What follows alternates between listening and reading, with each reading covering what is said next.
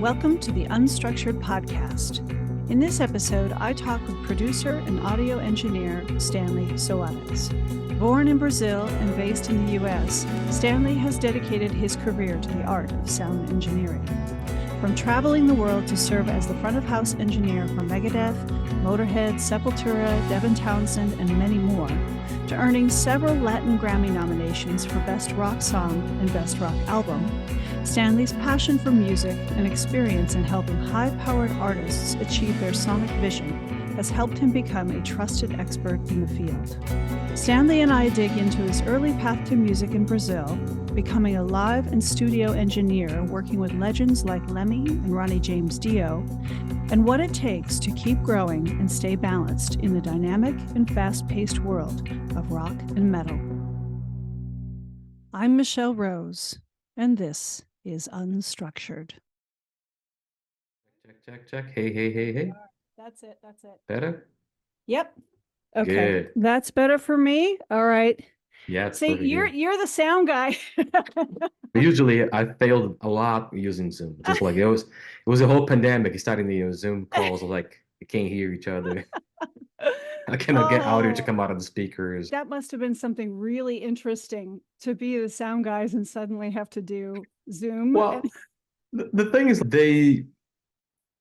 I think they simplified things for computer audio. Yeah. We used to things that are so intricate when it comes to what we do. Yeah. And then I got like, wait a minute, how come? Why is this so It can't be that hard? simple. So we keep looking for the next thing. Yeah, they have to dumb it down for everybody else. They have to make it logical at the end of the day. Yeah. And Zoom was very tricky at the beginning. I mean, it became like much better compared to what it was. I'm glad we have it because we've all become really used to it. Yes. And I think about all the people that I've met, including you, Yeah. who it's all been through Zoom. And some of you, many of you guys I have never met in person. And It's true. And then when I do, it's really cool. It's like we all know each other really. So It is. Yeah. I agree. I'd like to start there. Let's start. First off, I wanted to just say my audience are people who are also creators, like designers, musicians, but also general people who are interested in creativity. But what I like to talk about are people behind the scenes of the things that we experience all the time. I come from the whole world of designing for big outdoor companies where there's a whole world of people who create things that people wear and use every day, and they have no idea how it's made or who's behind the scenes. Right. So I love to highlight that. And so that's one of the things that I wanted to talk with you about, is because you're behind the scenes of music, but you're also very visible. And you're in being front of house and other things that you do. But it's just something that even being around the music world, I know nothing about and had never really thought about it. You're always there, but I wanted to know about you, how you got there, and what that job is, all that deeper creative stuff around that. So, well, it's first of all, thank you so much for this invitation. I hope people find interesting what I have to tell you. I'll try to summarize like from point A to point B, right? Yeah. Where everything started. Sometimes when I start thinking about it, it feels like it was a different lifetime. When I was very little, I would say like age of 5 or 6, and I believe it or not, I still have fresh memories from the time. I was convinced that I didn't like music because my mother and my father, they were working, they have to get out of the house to go to work, and then there was a person that used to take care of me during the day. I love the story. And she was listening to the same EP 24/7 on repeat, and I couldn't take that anymore. How many songs on that EP? Possibly 3 or 2. So imagine like the period that was awake out of school or whatever, I was just listening to that. And that was all I knew about music. And I was like, I think I hate this thing. So when you hear the word music, you're like, I was like, no, I don't want to hear music. I want to get into that because you grew up, where did you grow up? I'm from Brazil, and I grew up in a city called Belo Horizonte, which it's a very musical city, if I may call it. Actually, that's a city where the Brazilian metalheads from Sepultura came from. Okay. And it was funny to say metalheads because I discovered a heavy metal one a year later that I realized I didn't like music. Yeah.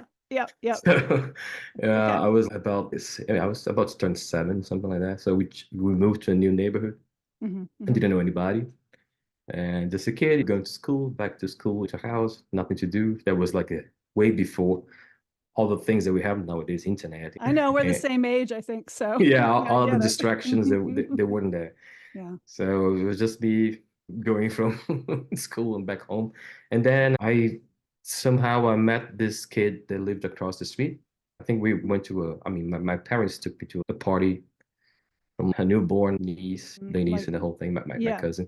Yep. So long story Baby short, shower. this kid was there. And then he like, yeah, you just moved to the house across the street. I was like, okay. And he told me he wanna come stop by tomorrow and listen to some music. And you were like, I was like, got mixing feelings. I was like, it's a new friend. Let's see what's going on there. And but you didn't think you liked music. at that moment, I'm convinced that I didn't like it. Yeah, right. So I went there, and it happens that this kid had an uncle that used to live with him. And he has a huge collection of metal music, Iron Maiden, Black Sabbath, Deep Purple, Yeah. the whole thing. And this kid just put on my lap like a copy of Maiden Peace of Mind. And I was like, oh, what is this? Now I want to hear this thing. Yeah.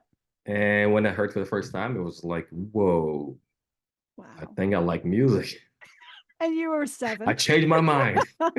I love that story. I'm so glad that was what totally great to kick it off with too, because when you first told me that when we last talked, oh my God, that has stuck with me so much. Oh yeah, because that was my whole life. It was like, Yeah. wow. Actually, I re-encountered this kid. Of course, not a kid anymore. Like many years later, and I told him this story. I was like, "Do you remember this?" Yeah. He didn't. Because it was poignant for you. Yeah. It was important for you, and that's what I thought was so interesting about it is I grew up with a father who played music, and so I That's always great. he played rock and whatnot, and my mother was into music, so I was surrounded by it. By the time I was 7, 8, I had a record collection already Wow. because my I dad was would, and my so house was the opposite. yeah, and so that's what but I still remember also my first Iron Maiden album was Peace of Mind. And I had heard them on the radio plenty. I knew them, Judas Priest, all of those, but they were very heavy when you're pretty young. But then when Peace of Mind came out, I was just like, I was ready for it. And that was the one for me that really For me, it opened was that like door. somehow, I don't know, something completely out of the ordinary that just got my attention. It was so different. And if you recall it, the first song of the album is Where He Goes There. It started with drums. And that moment on, I was like, I want to be a drummer. When you're a kid, you have an energy, you want to make noise, so drums make sense. Yeah. I think that was also the thing back then, at least in the United States. It's like you hear that and you want to become a musician was Oh really yeah. the thing for the guys. It wasn't necessarily something that latched on to all of us girls back then, maybe a few. That wasn't Yeah. a very common thing to do. It was It's more true. like checking them out in the like deciding are these guys cute or not in the magazines. But yeah, so what was that like? You were in Brazil at that time, and once you discovered that, like, how did that open up music for you? And then what was it like in Brazil around that kind of music? It was really hard to get access to things because, first of all, it was the day and age that you have to go to a record store Right, in order to get something. There was no internet or YouTube or all the streaming services. right. So it was oftentimes like, reflective about the situation that maybe the music that was presented to me at that time has all to do with the people that I've met at the time. So when I started going to school and then start actually identifying kids with wannabe long hair as mullets, actually they have mullets back then. Yep. So I just started actually hanging out with those kids and they started talking about all the bands. And then that's how I actually ended up getting to know all the bands. Yeah. There was this kid in my school. He first day in school we became friends, and then I used to go to his house. His brother has a lot of albums, a lot of metal albums, and hard rock. So that was the time he introduced me to my stuff. And then me as a kid, didn't have the sources and the means to go to the store and buy records. So I was just getting cassettes and just recording and going back home and listening. That was like it was a good thing. It was a healthy environment, believe it or not. I think my mom was a little concerned about because if you look to the album covers, Eddie made it, Black Sabbath and the whole thing, they were like, I'm not sure about this. What's going on? But at the same time, there was a community of kids that's actually getting along because we like the same thing. We have the same thing in common. And it was funny because on this same community, was the first ones that playing guitar. everybody started playing guitar. Yeah, yeah. It was like maybe 4 or 5 guitar players. I mean, one of the guitar players happened at the same time. And I was like in between this thing because I wanted to play drums.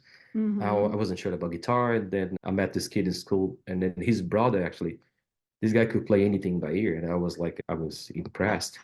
And that was the beginning for me to get interested about also playing an instrument. I think that I never thought about being an audio engineer, especially in that age. And that we have no idea how life is going to unfold. Yeah. But I want to play guitar, have fun playing guitar. Did you start out playing drums at all, or did you have an interest that you I didn't have an fulfill? interest. I never had an instrument. I mean, at some point, I kind of like understood how it worked, so it could make sense. It helped me to develop the notion of tempo and the whole thing. But no, I wasn't a drummer. Yeah, I found I always find that people that started with drums and moved over or went eventually to drums, it really helps the timing. That's I don't play drums. My son plays drums, and learning guitar has been much harder timing wise.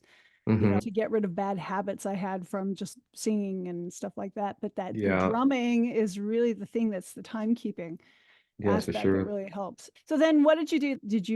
Did you ever get a guitar? How did you learn? Yeah. So this kid that was playing the thing by ear, it was doing well.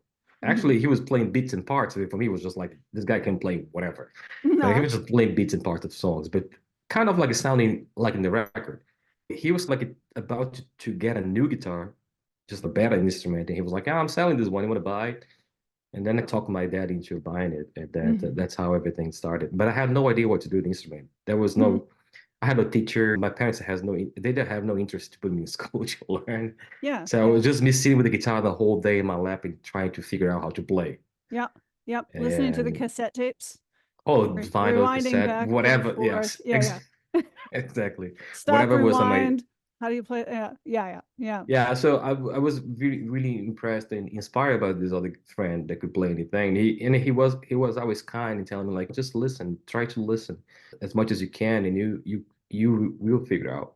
And after like maybe 2 or 3 years doing that, I was playing a lot of stuff. Yeah, and you guys started to, I think you said you had a friend. I don't know if you actually had a band. You started to join bands. Oh, yeah. The thing is, this rocky bit, right? Yeah, the same guy, right? The guy who sold me the guitar. And he was into other things. He liked computing as well. So he was like learning things about computers. So he was a little older than me, but so he started working, like doing internship with some companies. Yeah. So we only have like weekends to get together and play. So I was literally knocking his door 6 a.m. on Saturday morning with my guitar. I'm ready. And we were just playing guitar the whole day until 6 p.m. Like it was bizarre, the amount of concentration in time that we spent together figuring out how to play. And then the main band for us was Iron Maiden. So we're trying to learn how to play some songs. And then after a few years doing this together, we played entire albums pretty much. Yeah. I mean, not the whole thing, but just, kind of similar to what it was now. Yeah. Yeah. And I knew I was dreaming about, we should play in a band. Imagine if you could play in a band, it'd be great. But we didn't know anybody else. It was just me and him. And then one day we decided to, you know what, we should just go to places that people that liked kind of music used to hang out. So there was like a neighborhood that was famous in my hometown. Some of the headbangers used to go there and hang out, the whole thing. Yeah, it was some of the band members for Sepultura back in the days when they started. They used to go to that place as well. So we decided to just go one day. What was funny. What was the place or the neighborhood? It was like a bar, not a bar, it's like a corner full of bars and stuff, and like tables on the streets and everything. So we just kids like 15, 16. We couldn't drink, could do anything, but we were just like sitting down at the table with just like Coke and whatever soda. Hanging out in that community. Yeah, I just see, oh, look at the guy's hair. Oh, look at that guy patches. That's how we do it.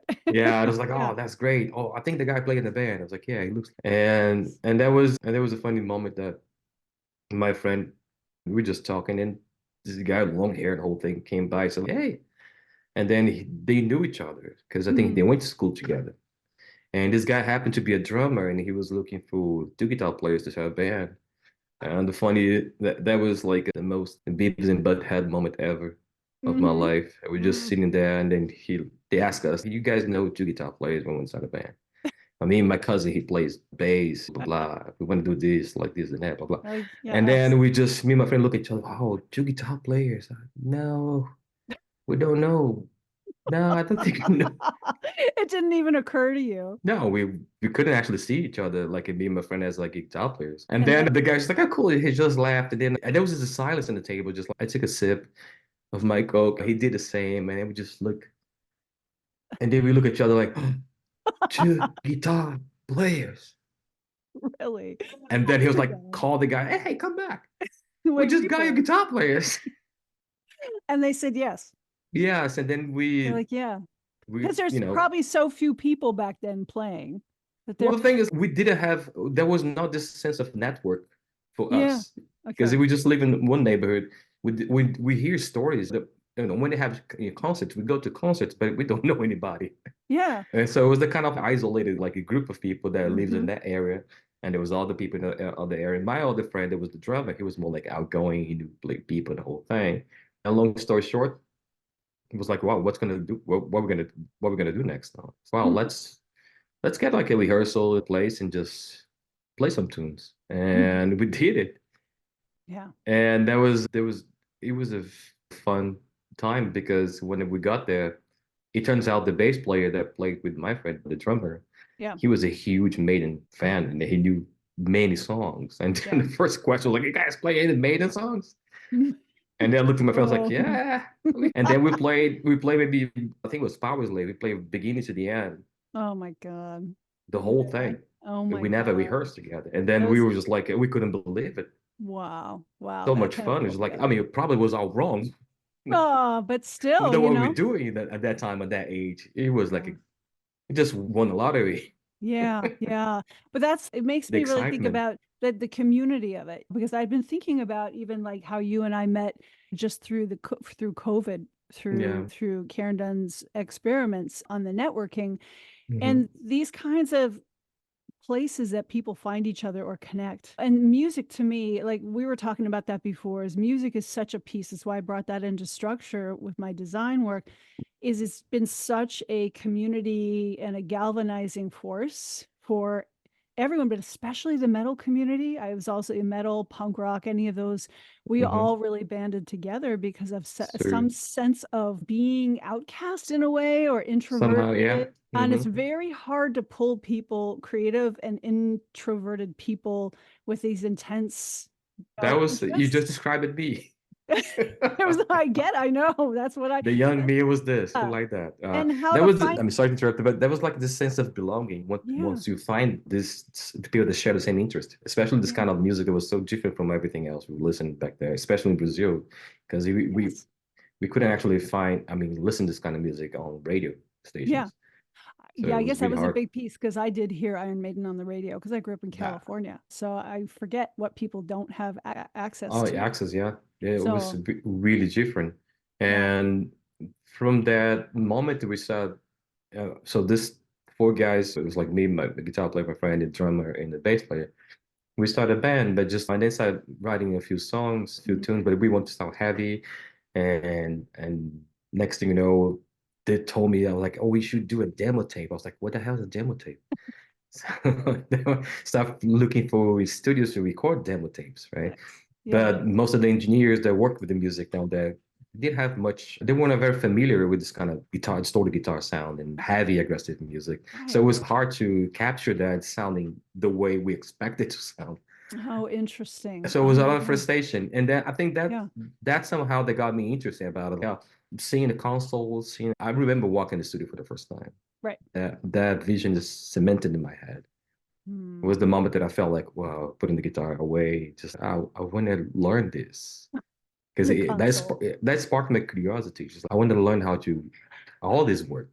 Wow. But of course, I didn't know anybody, and I had no idea where to go to sort of like get my foot at the door. But so we started doing demos, and the first one was horrible. It didn't sound nearly close to what I expect. It's like you listen out in the studio, it was like, wow, it's rocking, it's good. You go home, put in a cassette, in your home stereo, it was like, what happened? And you didn't know. It's not there. The sound that I heard over there is not here. And then I threw like like I said, the little community was start expanding, so I actually getting to know more kids and more people that were like in the same situation, garage bands.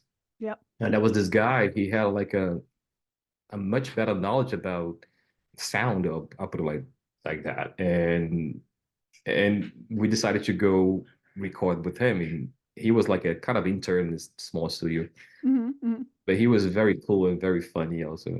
And we did it, and it was great. And I was like, oh, cool. And then he noticed that I was very interested about the process of recording. And at some point, he kind of like asked me, like, hey, if you want to just come and just shadow me, you're more than welcome. And that's how actually I got my foot in the door in the studio. I had no idea what was going on there. So just like sitting there, just listen to everything, not talking much, not saying much, try to be invisible. But my friend, he was doing just small like works, like a lot of demo tapes, for small, bands and pretty much kids. Was he familiar with metal at all at that Oh, point? he was. Yeah, okay. He was. He was already getting decent results. Okay. That for us was like huge. And then I remember there was a day that he couldn't record this. I think they were recording a spot for a radio station, something like that. So there was this lady, she was just like doing her thing there. I just said I just have to record vocals at the end of the day. And he told me like, I won't be able to stay for the next 2 or 3 hours. Can you just take from here? Yeah. And I was like, okay, yeah. So I know how the tape recorder machine worked. And then I did it. And then I think the owner of the studio saw me, it's good to know. And they start handling me things to do. Nice. Oh, we're gonna have a recording tomorrow. You want to come? I was like, oh, okay. But I had no idea what I was doing. But he was always cool saying, if you don't know, you ask. I was like, cool. So that was the first thing I learned. Oh, that's awesome. I have no idea. So let me ask. I have no idea how to place this microphone. Which kind of microphone is that? This is a condenser, there's a dynamic microphone. No idea. And then one thing started leading to another until one day my band had 4 songs and we wanted to do a new demo tape. Yep. I asked the studio owners, like, hey, we don't have the money, but I was just wondering if maybe if you would be trying to, so maybe you have a Sunday afternoon using, can I use this to you? Yeah. And he's, you have a band? I was like, yes. You want to record here? I was like, yeah. How many songs? 4. And he told me, make sure you don't break anything. Bring the kids on. Nice. And then I started using the Sundays to do it. And that's funny because that was my first situation where I was recording, producing, and mixing. Oh man! Because I have no idea what that means. I know actually it was recording, mixing. Yeah. But producing, calling the shots, or do it again. Oh, this is not right. Let's redo this part. Oh, let's double this guitar. That was me calling the shots, but based on what I was listening back home through this maybe 3 or 4 years, I was learning how to play guitar by ear. You're basically learning. You're doing something before you even know what to call what you're doing. Yeah, I think it was like if I have to go back in time and think about what was the most important period of my life as a sound engineer, it was the moment that I was sitting at home with the guitar on my lap, figuring out how to play, because that forced me to listen to music 24/7.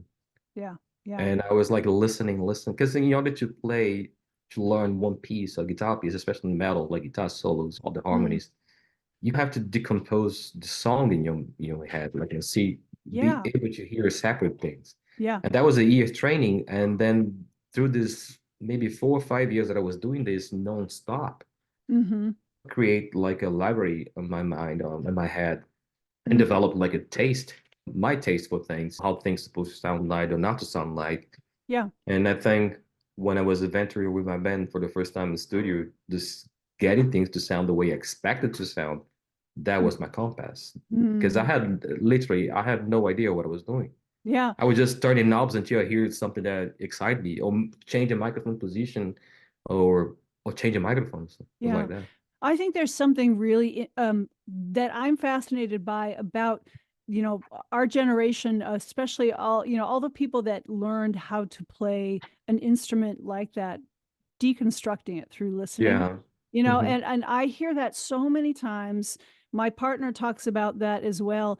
And I grew up with music not doing that, even though my dad was doing that, because he would buy records to learn songs to play at shows to, for bar mitzvahs and weddings and stuff. And then he'd come in and hand me all of his records. But I didn't do that. I was practicing singing. So I was pulling apart all the vocals. And later on in life, I started playing guitar in my late 40s. And I'm finding like all these songs that I'm trying to learn that I've known my whole life.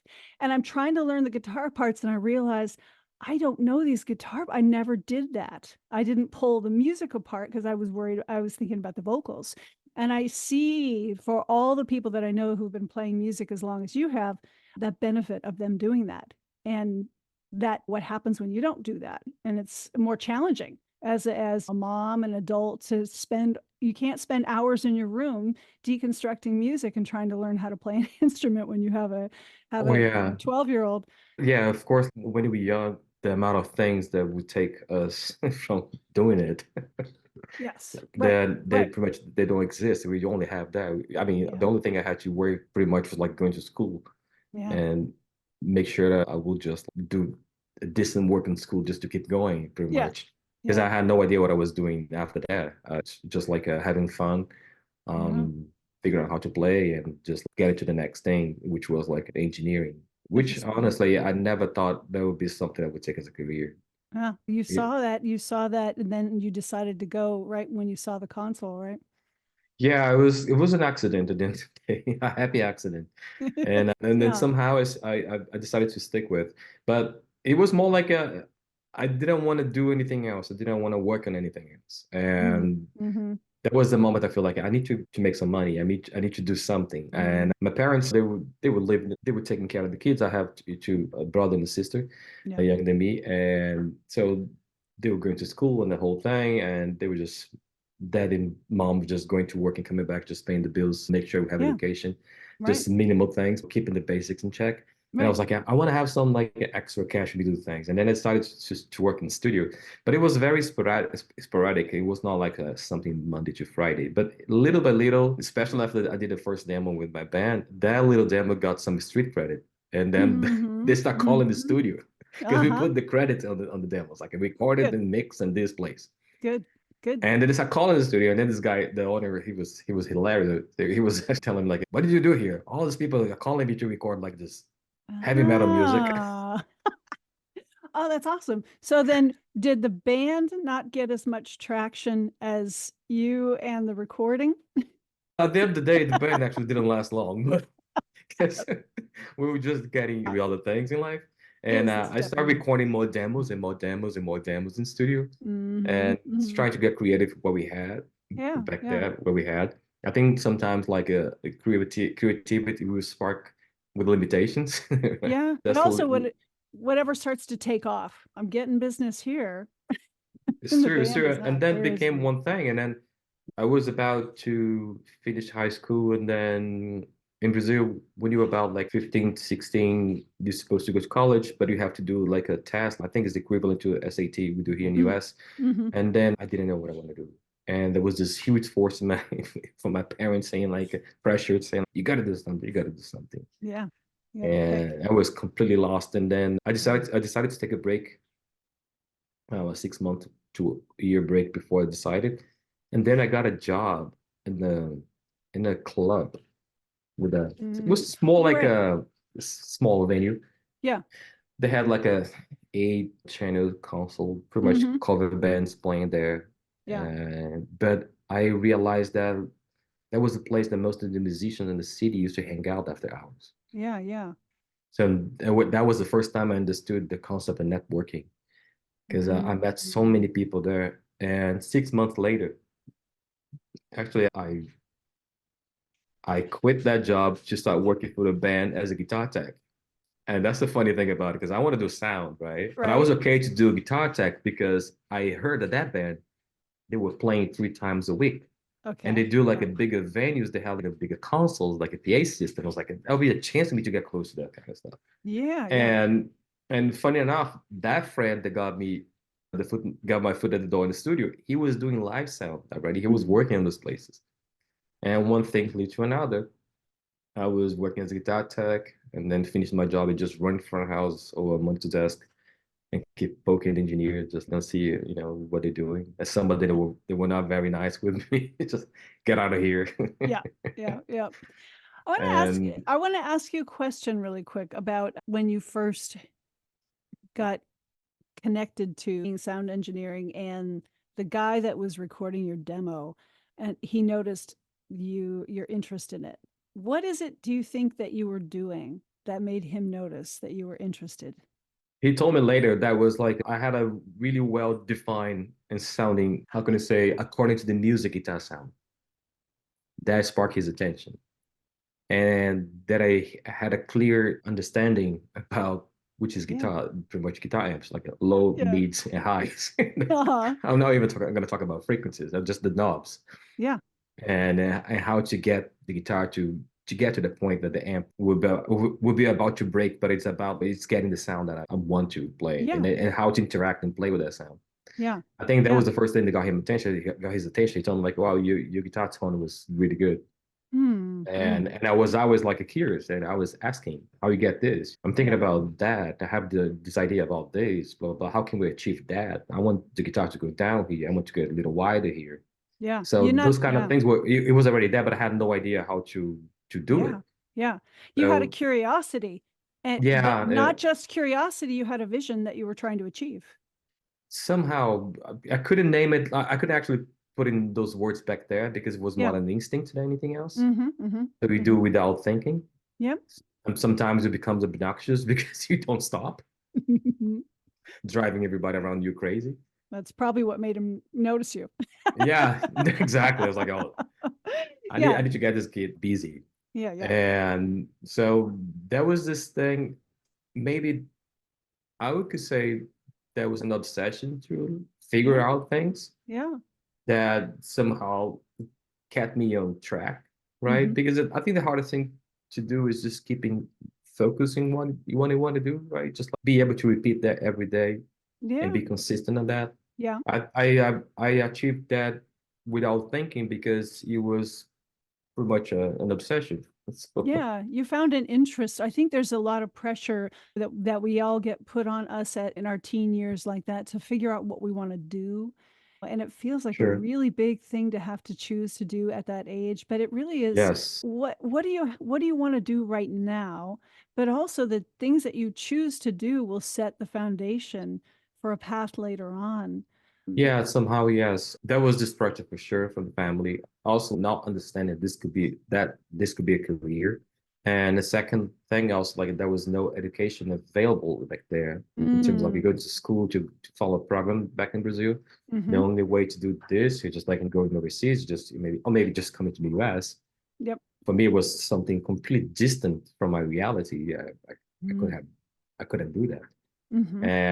But that I decided to just use what I had and maximize it. Yeah. So it was like spending hours in studio just like reading manuals.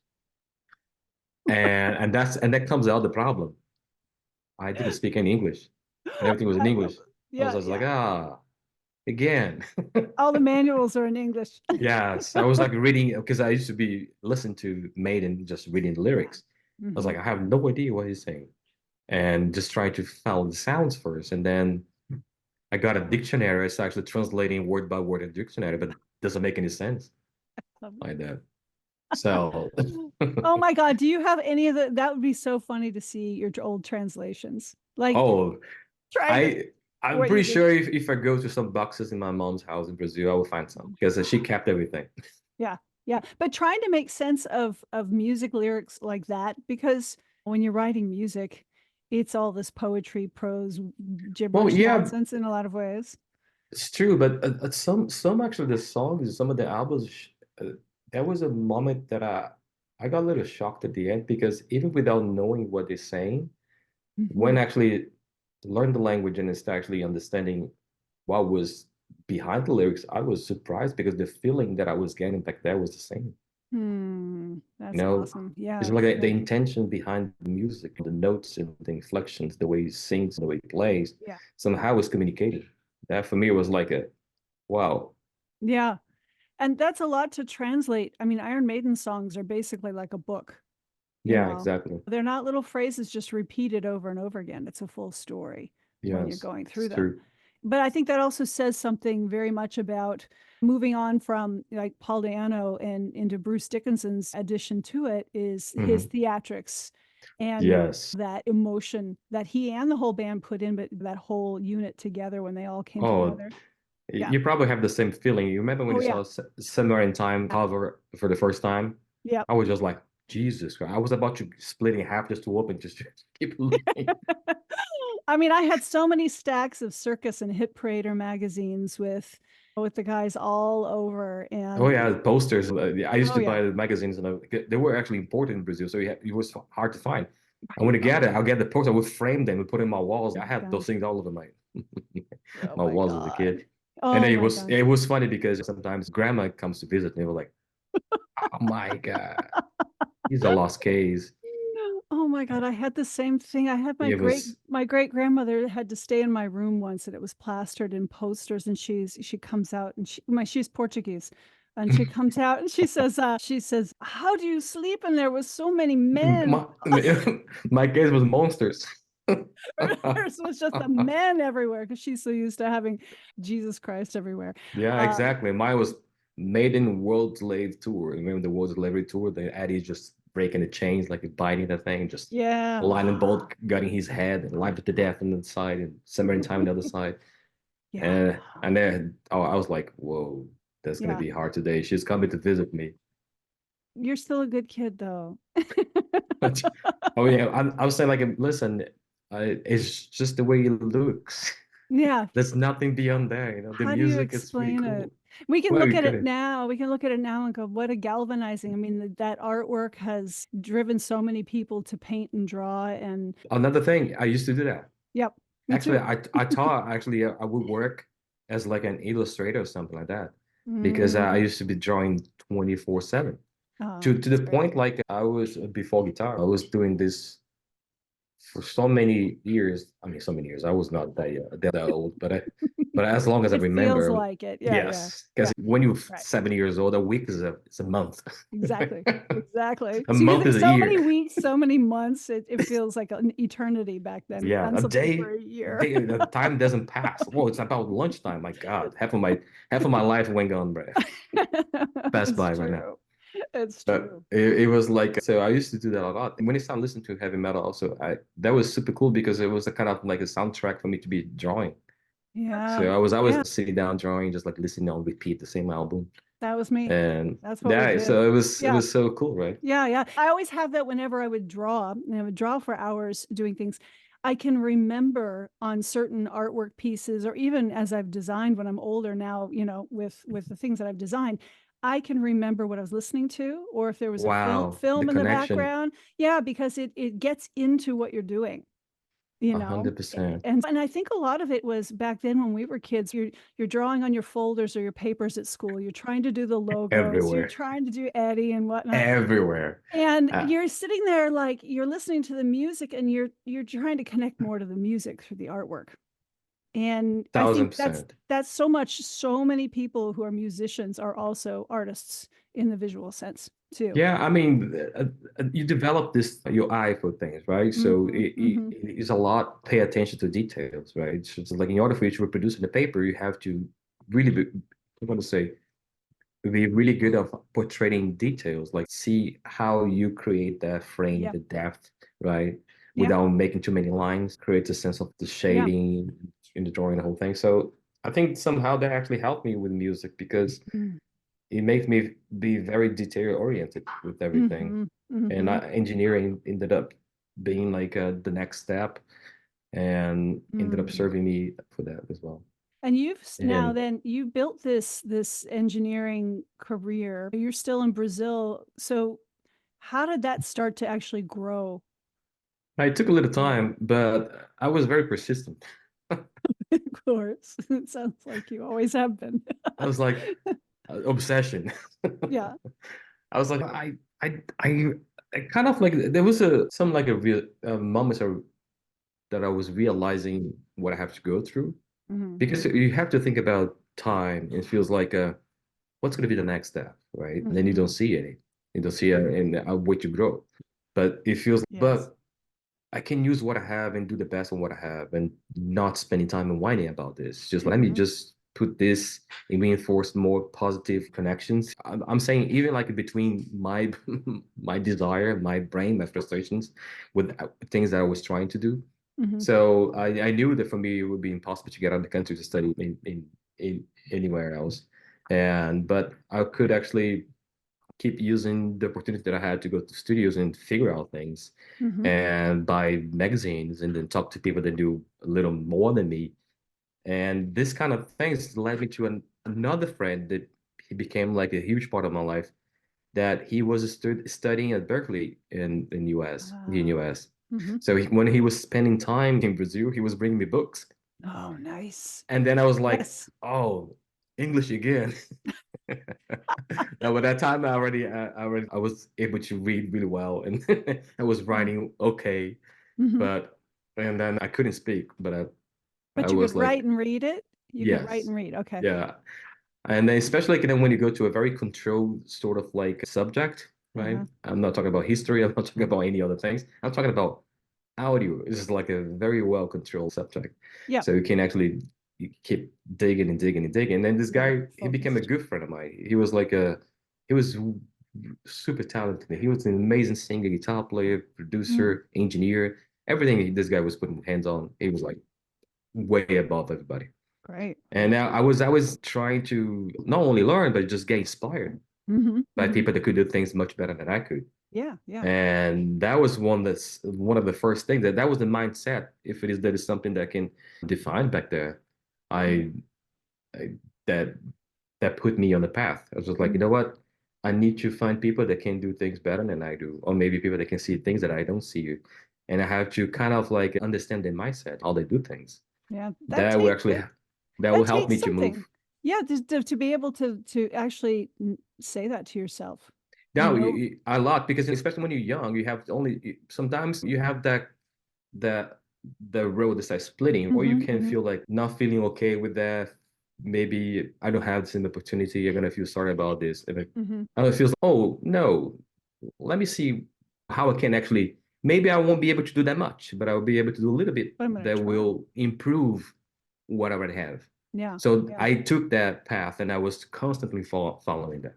Of course, like we have ups and downs. Some days I was less motivated than others, but it never stopped me. And then I was pursuing that. I mean, I think somehow I was breaking down my I'll say like my trajectory and small goals. So it was easy to, if I get to the next thing, the satisfaction that I got out of it, it was enough to me to move to the next one, Instead of just, I'm sitting in my room doing demo tapes. I want to be a sound engineer doing big festivals and doing arenas and stadiums all over the globe. I was like, it's great to always dream big, but if I only have to be thinking about that, possibly I won't move to the next. Yes, maybe exactly. Do the little sound, do sound in a small venue with an 8-track analog console with a bunch of cover bands. Would make me feel depressed if I have to think about it. You have to find those steps, and I mean, for as introverted as you sound, like you also figured out pretty well that you needed to network. Oh yes, for sure. And that was another step. It feels like I have to come out of my shell. I have to try to interact with people. And then when you don't do that much, it feels like when you start doing it, it's always awkward. It's like you got to speak. So let us speak right now. Let us talk. But now we're talking, losing boundaries of what we should say or how we should say things. But now we start learning. So it's actually kind of like learning how to read the room, what to say or what not to say, how to approach people, Yeah. And then little by little, it's actually, I would say you start doing more right than wrongs and things are moving. Because I believe at the end of the day, and that was very clear in the beginning of my career, that you're going to fail many times before you do one thing right. Wow. Sometimes you're just lucky enough to just do it right for the first time, but that was not my case. Yeah. People say, like, are you talented? I was like, no, I'm not. No. I insist. I think that's a big piece of it. I mean, I talk with people about that so much and do so much reading on that, is that we say this thing about talent, but I think it really is. We see the result in that if you do things, we say it in martial arts that if you do something one time, you're one time as good. If you do it 100 times, you're as 100 times as good. So you just have to keep doing it, and you have to fail. Failure is one step closer to success. Get and you back on the have to have a horse. lot of them. And I think that stops a lot of people too early on. Yes, Yeah. I agree. It's just like when when we're born, for the moment you stand up on your feet. Right. It's like the amount of times you fail. It's bizarre if you start thinking about it. I think I saw this in the TV show the other day. Yeah. Yeah. It's 10,000 times until you stand up on your feet for the first time. That's the amount of Exactly. times you're going to fail. Yeah. So if you take that and put it into perspective, you feel maybe society, the world actually make you feel a little more scared about things, maybe you want to give up, takes the motivation away. I don't think like we have to walk always in the environment that everybody's reinforcing you to just motivating you. I think you have to find a way to motivate yourself. I think I was about to say that I agree with you on that. That I think the thing that probably also helped push you out of your shell was that you were so passionate about Oh what yeah. you wanted to do. And I think that that's a key driver, that when you're so passionate about something, you find these ways to get through the rough spots because you really want what's on the other side. And it's like That's kids true. learning how to walk. They really Yes. want to stand up, so they're going to keep trying. That is a bigger motivation behind it, right? Yeah. Because the thing is, nowadays, and it's actually right, putting like in words and trying to understand the process. I don't think there was something like, wow, I was doing something that was different than everybody else. No, I don't think, or I had something that was different from anybody else back then. No, I don't think it was. I think it was more like I got so curious about how to do one thing, if it is learning guitar, if it is learning how to record a guitar or actually drum kit or whatever, or mix. And I got so curious about it that it put me in this way that I'm just only seeing that and trying to focus that and hyper focus on that thing that I didn't notice time in passing by. So the distractions couldn't get me. I do remember this going to sleep already feeling anxious for the time I'm gonna wake up. I have to go back doing what I was doing. Oh, that's great. So that was like that is that. obsession. I know that feeling. And that's like when you feel like, I mean, you love your job, you don't think about vacations or like when you're going to get a break, you want to get back. Yeah, you want to see when it's going to be the next day, how it's going to be. And I think for me as an engineer, my first break was after being doing those demos and the whole thing. I had a musician that moved to the city, and he was new to everybody. But this guy, he was like he had some experience living in the US. He has some experience living out in South America, and he was very talented in I mean as a songwriter. And that was the moment in the 90s where the grunge was like taking over. And he was following the footsteps of Alice in Chains, Nirvana back then. And he could actually sing really well and play really well, amazing tone in his voice. And he didn't have an accent singing in English. And then he got this other incredible drummer and the bass player that was playing my band, because the drummer and the bass player they were cousins. And then they started a band. And they came to the studio because they heard something that I did because of the bass player, of course. And they wanted to do a test with me to see if it's gonna work. If it works, we're gonna do an album together. And we spent them literally 1 year doing an album, but it was not 1 year consecutive, just like a weekend coming back next month, whatever. Yeah. So long story short, we did 10 songs, like 10 tracks, like an album, and then I went to mix this in another studio that I always wanted to work, and I had no idea. I never been there as an engineer, so it was a new experience for me. So we booked a studio, mixed this album, and this album just exploded in the country pretty much. And it was funny because there was a Brazilian band singing in English and doing like a grunge music. Yeah. It was something we'll listen on the radio. But this band was invited to be in the main stage on Rock in Rio 2001. Oh, nice. And I was already doing live sound, so they took me to do front of house for them in that event. Yeah. And that was like, Jesus Christ. I'm moving from like a club 800 people to 150,000 kind of Yeah. audience. Wow. Oh my And God. I gotta mix that show. And Maiden was playing that. That was the return of Bruce and Dixon from Maiden. Was Brave New World tour. Wow. Wow. 2001. Yeah, so Mm. I did that show Mm. and it went really well. Mm-hmm. And I think at that moment, I believe I got into the radar of Sepultura because they played the same day. Okay. Yep. That's how it And happens. maybe a few years later, 2 years from that date, I got a call. They're saying, "Hey, we're looking for new blood." I was like, "Who looking for what?" You And I know. went to do a couple of shows with them in Brazil. And first one was really tough for me. And second one was bad.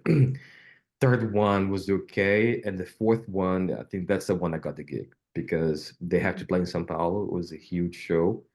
And probably they haven't been playing there more than 5 years. And they have the biggest fan base there because they're from Brazil, the whole thing. Mm-hmm, mm-hmm. So we did a sold out show that at the end of the show, I finished the show. It was a lot of challenges in the day, but it came out really well. And to the point when I finished everything, wrapped from the house and went to backstage just to say, "Oh, I'm going to the hotel. What's going on?" People, the fan club of the band, they wanted Yeah. to meet me, and I was like, "Wow, That's big. I didn't expect that." And then from that moment, I got the job, and then Oh. I ended up working for them for almost 12 years, and I did 2 studio albums and Oh. an average 150 shows a year, nonstop for 12 years. Wow, man. That is And that actually put me in the globe. I have to just go yeah. Europe, US, Canada, Australia, South Africa, all South Wow. America. I went everywhere for 10 years nonstop, Wow. So which it's was like your brain. great. Yeah, it Mm-hmm. was great. It was scary in the beginning, very Yeah. scary. Yeah. I want to like how is that? Because that sounds like your breakthrough group or your breakthrough job. Like I know you have because your list of your experiences is quite long, but you've got only a few. Like most of us, you've got a few that you've done for a long time. And Yeah, it's and true. so there it sounds like that's the one that really broke you through into a different world. Yeah, and put me in the map Vocals. and ended up like seeing how things work outside. And then the job as a front of house engineer, and just like being a tour bus for the first time. Just the little Mhm. the crazy feeling of being in a submarine pretty much. The same confined with the same people. We do a show is an hour and a half, and now we have 10 hours to spend with these people. And And you're seeing the world, but you're seeing it through the submarine windows of exactly, you just right, get every right. single day is a different dress, it's different people, Yeah. a different accent, a different language, Yeah. especially when in Europe. And then you start learning from the cultures that you have a chance to interact. And then internet start happening through the Mm-hmm, mm-hmm. times, like Yeah. social media. It was a little later than that, but Yeah. it was already easy to keep track of like people, just be in contact. And actually, most of my friends that I made like in Europe, I made from my first tour, and they still my friends nowadays. Mm, When I yeah. go to the cities nowadays, they all come to the shows. It's Oh, funny. that's great. That's Great great. connections. Yeah, because that's the bonding. I mean, having not been a musician, and my partner is, and he has toured. But I can see the similarities for the job that we have as designers, where Hmm. we travel the globe. We'll go to factories in Asia, we'll go to Europe a lot, we'll go north, south, the Middle East. And the people that you travel with become, especially when you first start, they're the people you Yeah. bond with. There's a bonding that happens as you're going through this weird experience together that very few people get to experience. Yeah, I agree with you. And I think also the touring daily basis kind of activity, right? Sometimes, depending on the side of production, we don't even have a chance to interact much with people, but with Mhm. all of them. But you see them every day. Mm. You see them in the morning, you see them in breakfast. You hear the voices, truck drivers. You see the voice, people just rigging, putting equipment in the air, Yeah. and you hear them. I remember just so it becomes like that little bubble that you moving from one place to another, and you Mm. spend nowadays. I get to spend like a full year with these people. Yeah. Of course, not like every single day. There's 4 weeks here, Yeah. 7 weeks over here, 8 weeks over there. But we always come back to the same group of people. Hmm.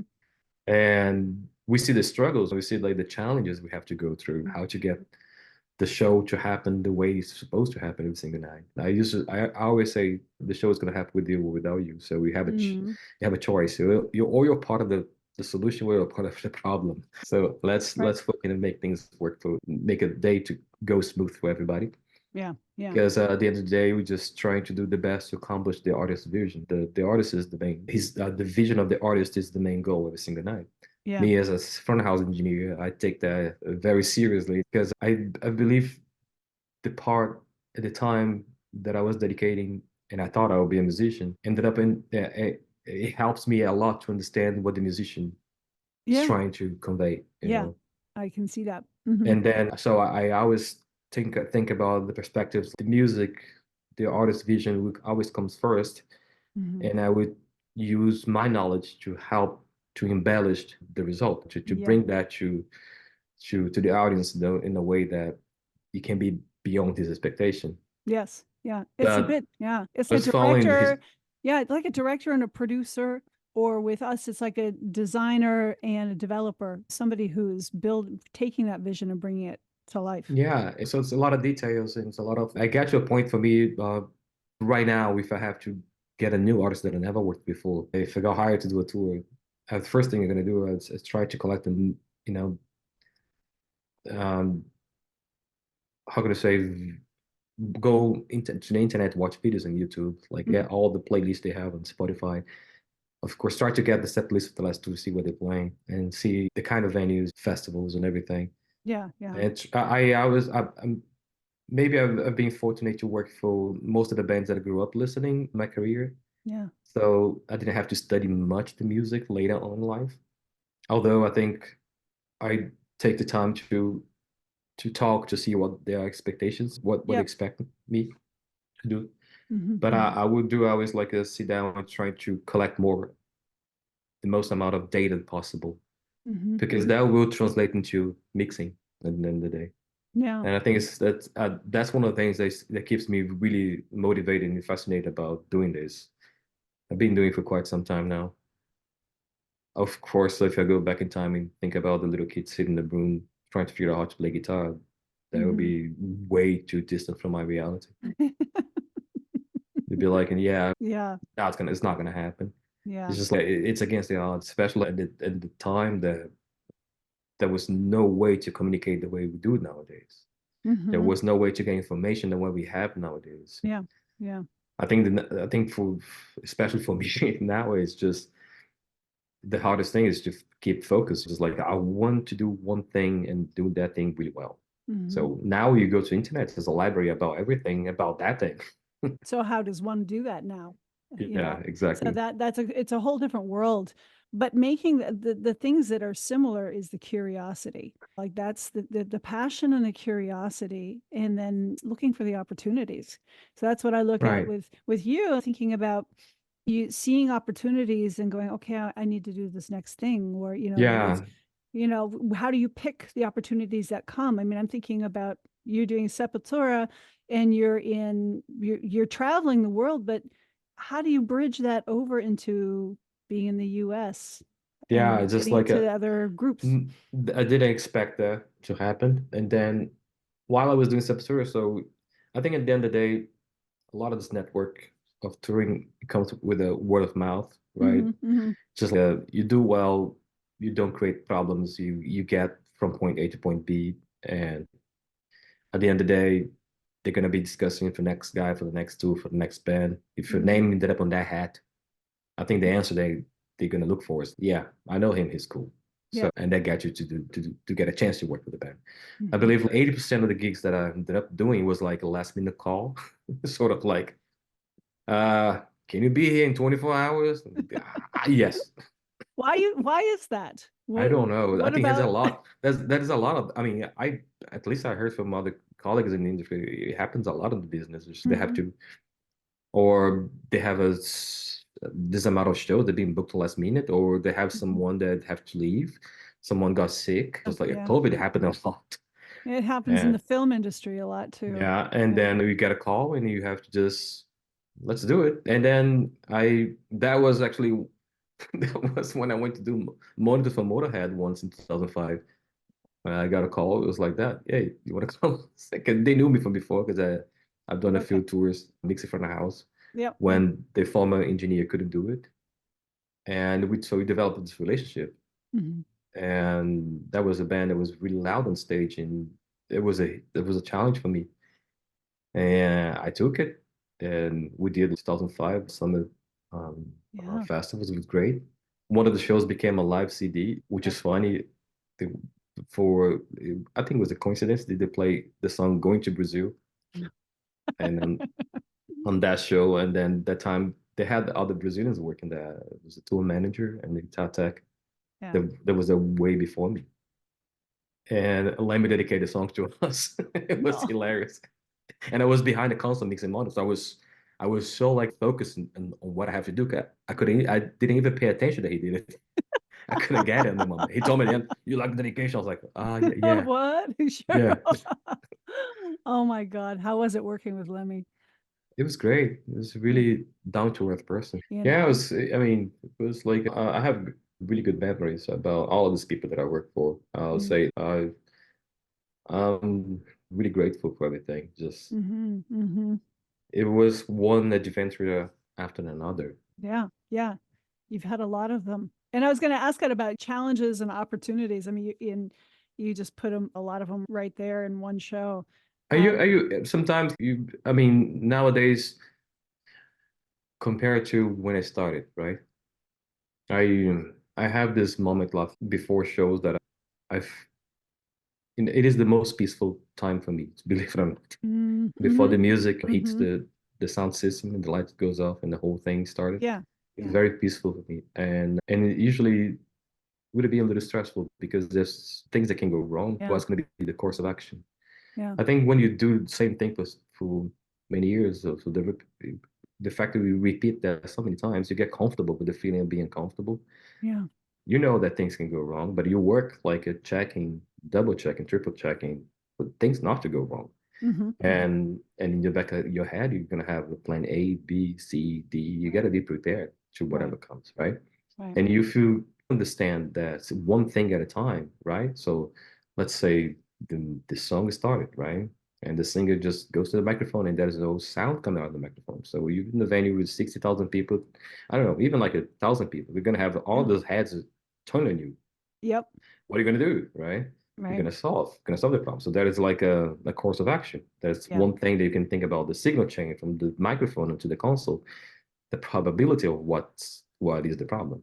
Mm-hmm. But I just Mm-hmm. illustrate like I try to create a situation here. So when you start thinking like that, I think you put your mind in a very quiet place at the end. So I have Yeah. this thing that before I start the show, which actually when I walk in front of the house and I'm waiting for the call on the radio to say house lights go, what's gonna happen, the show's gonna happen.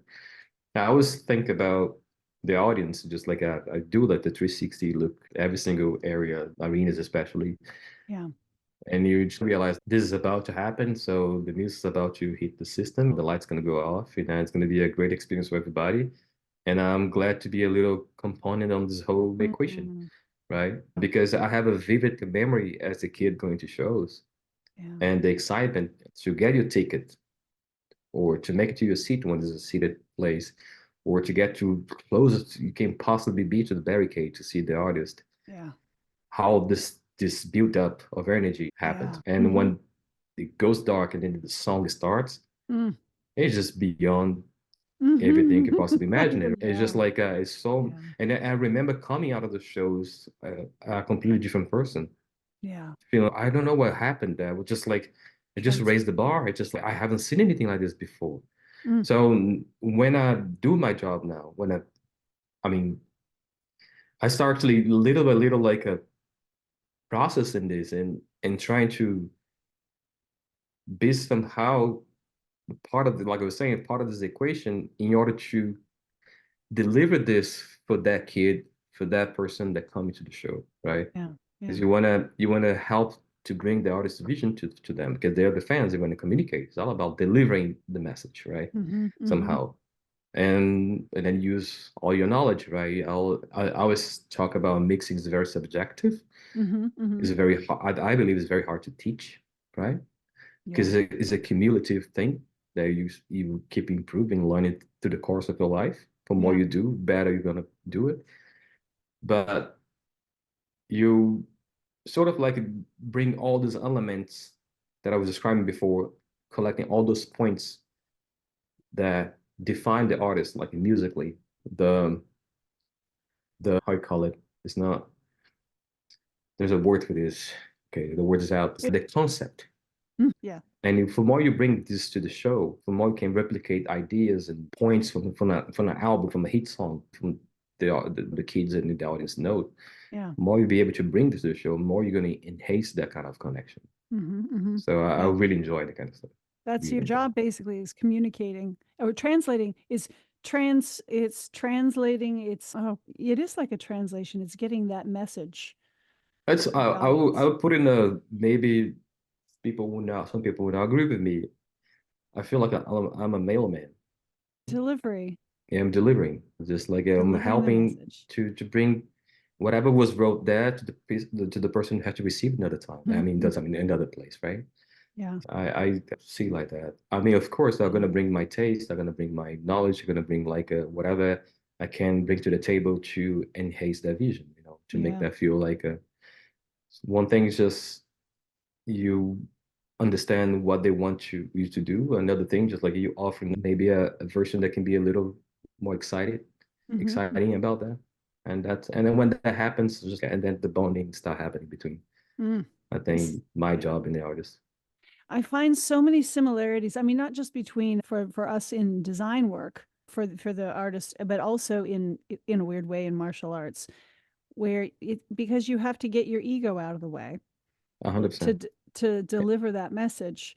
And it's something that, unless you train martial arts, a lot of people don't know this, is that a lot of the same things before things happen. There's that quietness, that calmness, that peaceful place you have to get to. And that's also a way of taking your ego out of the way and letting something else move through you, so that when you step out on the floor and move or fight, it's not really you. It's something else coming through you. Right. And that's something that I've been able to see in every creative field or endeavor, that when there's that passion and love for something, and like you said, a message that needs to be delivered. I love that that you brought that word to it, that it is you're getting your ego out of the way so it can flow 100%. through. Even though you're still a filter. The thing is, you're still a filter for it, because that sound is coming through you and you're intuiting and interpreting the message that that artist or person that you're working with wants to get out. So it's not like you're an empty vessel completely. No, right? not at all. No, I actually, this is a very beautiful way to put it. It is, because you get in the zone, so you just become a facilitator, the whole thing. But but it's you bringing your preferences and your tastes to things as well. So to help to deliver the message, for sure. I see like that. I think as a young engineer, when I started, was a really hard to understand this at the beginning. I think I was more thinking as I am the artist. It was like, no, I'm not. There's not. That's the opposite. I'm serving the artist, and then of course you can bring your preferences. And I've always been gravitated between studio and live sound. I came back more to studio lately, especially with the pandemic, and right after I started actually mixing more stuff, doing albums. I did an album last year that produced and mixed, which was really good to do. It was a fun experience. We did it here in Miami at the Criteria Studios. And so it was an immersion. It'd be 3 months locked in the studio working. I loved it. It was so good to reconnect with this. Oftentimes I have a mixing room. So I work for different, how can I say, music styles from this genre. I did Juanes, who's a Colombian singer, plays more rock and pop music here in Miami when I moved to Miami. So we done a few things together, more singles and stuff like that. I did like the Blacklist version of his Into Sadness for Metallica. I know that one. I did a live album for Devin Townsend, who's another incredible artist that I never thought I would have a chance to know, let alone work with the guy. He became a good friend, amazing person. And even for Megadeth, there was one live song that I mixed, ended up on the bonus track of the latest album. I would never expect that, which was like one of the bands that, as a teenager growing up and learning guitar, when I got into heavy music, that was the band for me. I learned how to play most of songs of Rust in Peace album back there. So if you connect this to what I do for the past 6 years working for the band, it is a little surreal. Although I'm not the same person anymore. But I think the little kid somehow lives inside here. Oh yeah, but that music is part of your DNA at this point. Yeah, You know, at some point, yeah. So I did the song. I think if you're familiar with the Pixels but Who's Buying album, yeah. I mixed The Conjuring. Mm-hmm. And I remember as a kid going to school, listening to this on my Walkman. Yeah. I had a Walkman, my cassettes, just into Yeah. school. Yeah. And then that range of experience with that. It's like looking back on it now, you have an experience that is really unique and rare. And to share that's what I love doing, is digging into that for those memories of of having that time period of understanding all these different ways of touching that music at different touch Right. points. Being able to hear this music from the Walkman, from the vinyl, then seeing it live, and then being able to be part of it and be part Oh of the yeah. team that's bringing it out there now. The original, it's amazing. I go even before there. I remember paying tickets to go see Sepultura. Yeah. Because Yeah. I think the distance in age between me and them is 5 or 6 years. Mm-hmm. So when I was 10, they were like 16, 17. So that That was a big difference. those two ages, they don't hang out. Yeah, yeah. Even at age 20, and you've got people who are No. 25. There's a big, Uh, big. I remember when I was touring with them, telling them stories about going to shows and seeing them live. That was a funny one because when they released Kills AD was a huge album all over, and especially in Brazil, it was like bizarre. So they came to play a show in my hometown, right? So I got a ticket, and I made it to the barricade. So they started with "Refuse to Resist" song. I was just screaming my lungs out the lyrics to the point that I couldn't talk. Yep. There was this kid looking for me. You want to be part of the fan club? Can I have your contact? Oh my God, that's great. And then many years later, I was touring with them and just cracking jokes and becoming friends. So That it's barrier. yeah, it's kind of like when I tell the story, it starts hitting me more because when you're living through it, I think we just have so much to focus regarding the job and what we do and what's next that the magic seems to be a little far away from that. But yeah, it's when you have a chance to talk about it, you reconnect in a different way. And also that you now experience these kind of people that were up in your mind's eye, lifted when you were younger, who they're just people, and you're among them, and you're all working, and you're doing the work together. Right. I think that maybe it's a deficiency that I have. I don't know. Maybe it's something that I don't and or never actually came out the way most of my friends back there used to relate to the artist, the music. I think I related more to the music than the person behind the music because I always thought about the fact that I don't know that person. So there was always a little distance from me, that detachment, if I might say it. Of course, there's admiration, so you always admire the person, but it's just I don't know the person, so I don't feel or nervous or uncomfortable around them since the get-go. So that I think probably that helped me a lot in my career because you can talk to them as one-to-one. Yeah, it's just it's, of course within the parameters of being like respectful. You can say things, you can talk to anybody about any subject. I mean, I believe the hardest thing to know is when and how. Yeah. but but actually, it definitely helped me a lot. Yeah. And you've gotten to know some iconic people that are no longer with us. That's a wonderful experience. You like people like Lemmy, people like Ronnie James Dio. Oh yeah, there's another one that I got a call like last minute. I was to fly and do that was one last minute too. Yes, no, I tell the story. It was like I went to see the show. I mean, I went to meet the friend that was working the show, of course, to see the show. Yep. I'm a huge fan of Ronnie James Dio. It was heaven and hell, and then we had a great time. Maybe I watched the show. It was great. All the classics. Went out after, had a few drinks, went to sleep until late, and then I woke up with my phone like blowing up with messages and missed calls. And it was pretty much, you got to fly to the city this afternoon. We got an issue with the month engineer. You gotta take over because the production already knew that they Motorhead before. So if there is someone around to do that, it makes sense. I was like, okay, I'll do it. And I did actually it was like a one-off. I did one show. They want me to keep doing it, but I was busy. I mean, I had other commitment that I couldn't actually leave without creating harm. Let's put it like that. So I couldn't, but we had such a great interaction that a year later they called me. It was like, oh yeah, and the call was like, Ronnie, remember you? He wants to work with you. Would like to know if you want to come to Los Angeles, start rehearsing. We have a tour.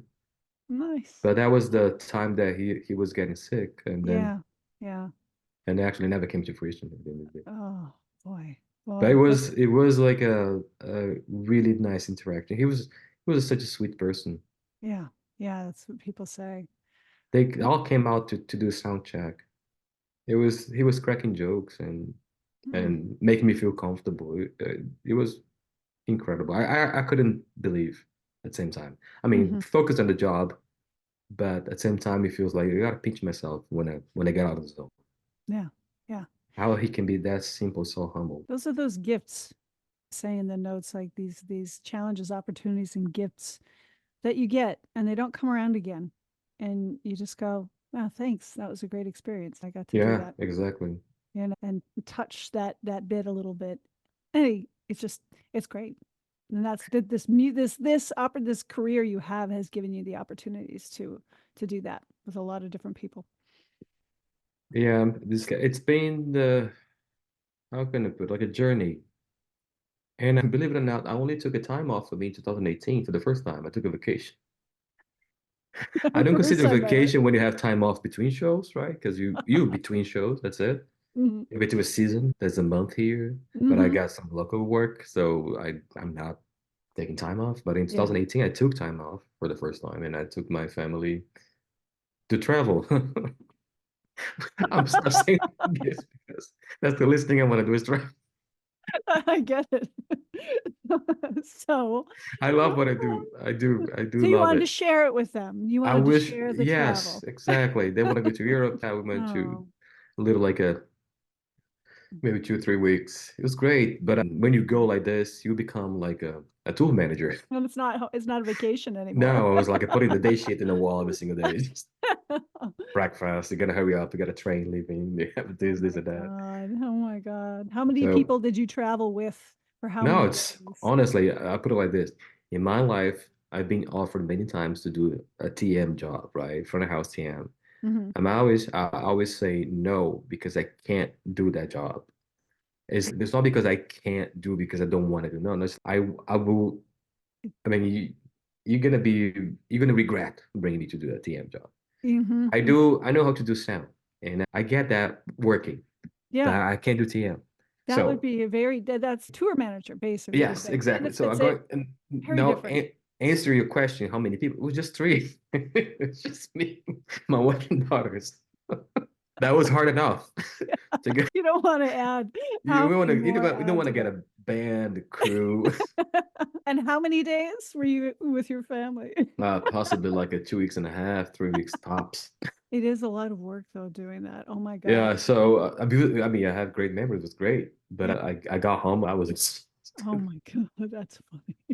Could you talk a little bit about? I want to get a little sense of what you do front of house, and you do a lot of engineering. You do other things, but those seem to be your 2 primary: sound engineering in the studio. Yeah, I've been like as a growing up, kind of like learning the craft as engineers. I want to do everything related to audio. So I adventured as a monitor engineer as well for quite some time, but I don't do that anymore at the moment. I do more like a front of house, and I do studio recording, editing, mixing. I do some broadcasts. I've been doing broadcasts for the time that I was out with Juanes. It was great because we get to do a lot of things that I usually didn't have a chance to do while working for metal acts, right? Example, we did every single talk show in the US, every single awards, right? Grammys and the whole thing. So that was actually a very different environment for me to understand how this machine works, right? In some of those events you don't mix, but you just like an engineer that consult the mixing engineer. Okay. So it's like you helping to represent the artist, like a vision of the job. Of course, those engineers there, they're really well capacitated to do any kind of job on the fly. I mean, to mix any artist on the fly. But there's like some concepts that it makes like I would say the artist music more talking better, if I may say like that, to the audience, the audience. So I've done a lot of those, and so in connecting the idea of everything related audio. So I never closed the door on the sense I always try to jump one thing to another to see what out there. Yeah. I started recording when tape machine was dying. They were dying. They were actually going through like a digital tapes. Yeah. Which was a nightmare in the beginning, and then after that, it kind of like start using computers like a DAWs and Pro Tools and everything. So I saw a little bit of the transition. Yeah, and I enjoy all of that. It's, I mean, they're all different. They all serve different purpose nowadays. I mean, some artists are still doing some things in tape. Yep. Very rare, but they do. They do. Sometimes it's just the time. Yeah. To do all the work. It takes more time. Probably costs a bit more now too. It almost seems like the old ways cost more because they're just it will cost more because that's related with time as well. It would take more time for you to transfer tapes to Pro Tools after to keep working and back and forth. So and nowadays, just my opinion, there's no reason not to record in Pro Tools. Everything sounds really, really good. It's just a matter of how to use the tools. Yeah. It's an industry standard now, right? Pretty much the industry standard is. It's been for a long time, but there are actually other companies doing great stuff as well. And some people, they pretty much abandon Pro Tools and start using other DAWs. But I think at the end of the day, it's like whatever works. Is everything started with the good music, and they would take from there. And then it's funny because that makes me go back sometimes when I was starting. I was so frustrated, like recording drums was such a challenge for me back there because it's an instrument that has so many pieces mic'd up, everything, and it has to do with the distance of microphone and the way you use, blah blah.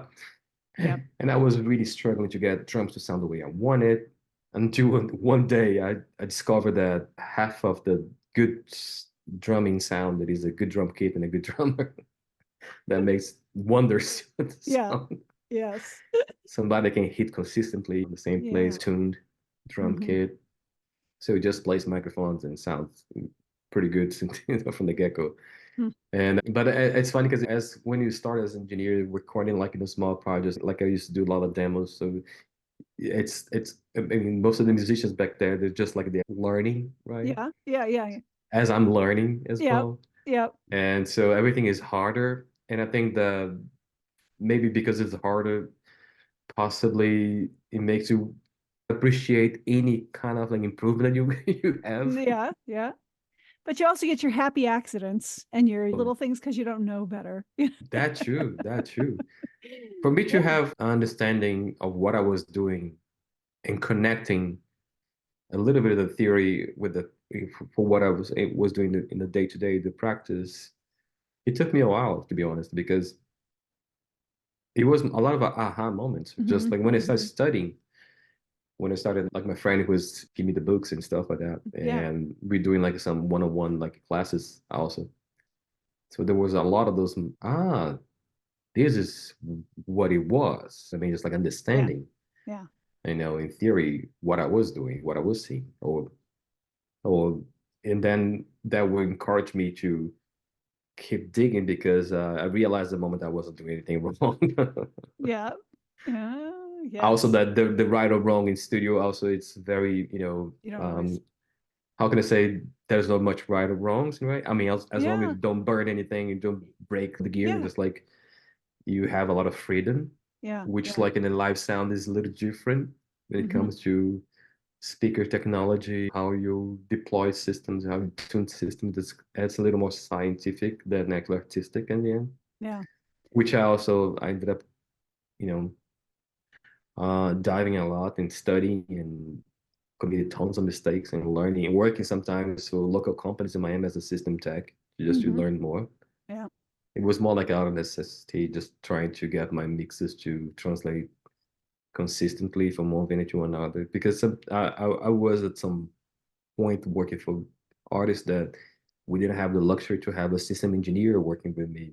So I have to rely on the house and on the venue that the sound system is really well designed, to deployed and tuned in order for me to mix and hear things the way I want to hear it. So maybe next day it wasn't the same, and I don't think that's one priority for most engineers out there, front house engineers. But I decided to, since I'm curious, I was like, I want to learn this. Then I connected a long time ago, 2014, and I never forget this. I did it. That's me drifting away. Okay, and you bring me back. So 2014, I got to record this band. It was like it was four musicians from different bands. They wanted to play metal and do an album, but one of them was Andreas of Sepultura. So you have one metalhead. The drummer was the drummer of Maná, which is like a pop rock band from Mexico. And the guitar player also, the singer also has some metal on his career, Andreas. But anyway, see, they got together. They want to do an album. So I got picked to do it. Long story short, I did an album. I ended up recording, and then I mixed. And album was released and got a lot of traction. And so we went out to be the open act for Metallica. And we're doing stadiums and the whole thing. And I connected at the time with the system engineers that were working, because they work with the PA company from California. There's a brand called Maya Sound. And I connected with the people at Maya Sound. And I started, after the tour, did a follow-up in emails and the whole thing. And then I found out they had a program to just educational program. And I started studying with them.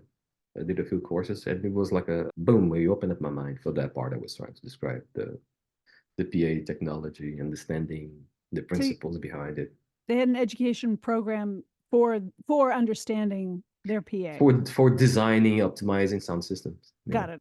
And so constant learning on all that. And I was like, and then some of them became like good friends, and then we're still in contact nowadays. Sometimes we do the Zoom meeting, we talk about things. And that's the networking.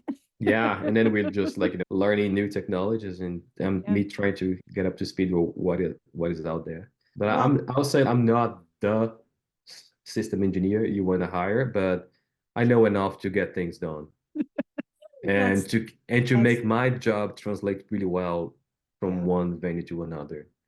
So that helped me a lot. Now you've been working with Megadeth for at least 6 years now. About 6 years. It's going to be 6 years this year, I believe. And so you started doing that before the pandemic. You went through the pandemic with them, and you toured quite a bit. Actually, we did it in 2020 before they closed everything. We went to Europe. We did 5 or 6 weeks, something like that. Yeah, and because it felt like the presence of Megadeth then, and then you started back up in 2021, pretty much, right? Yeah, I mean, I remember that I was actually 2019. I'll go back to summer 2019. I was out with Juanes, who was the guy who worked here for South Florida. Yeah. We finished the tour, and if I'm not mistaken, I went to do Devin Townsend. Okay. Devin released an album. We did a European tour, and we did the whole winter. We finished. I came back home, went out with Megadeth to Europe again, and that was the moment that COVID was happening. All the epicenter, and that was Italy, was talking about Spain, the whole thing. I went to all those places. I don't remember people coughing, but we didn't know what it was. So possibly, if I did a test back then, I would come out positive. But anyways, nothing came out at the end.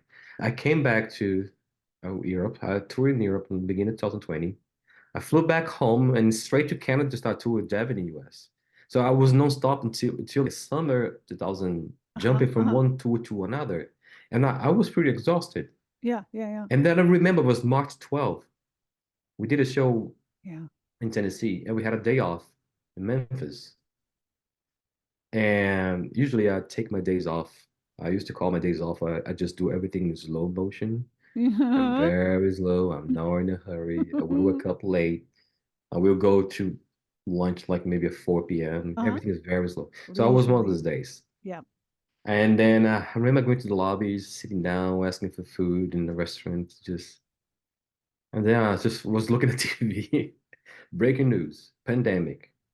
And I was like, trying to make sense of what I was listening. Yeah, because you're thinking in slow motion too. Yeah, I was like, is that a Processing. new movie? What's Right, going right. on? And then from that, you know, moment, I remember that was like maybe 5 p.m.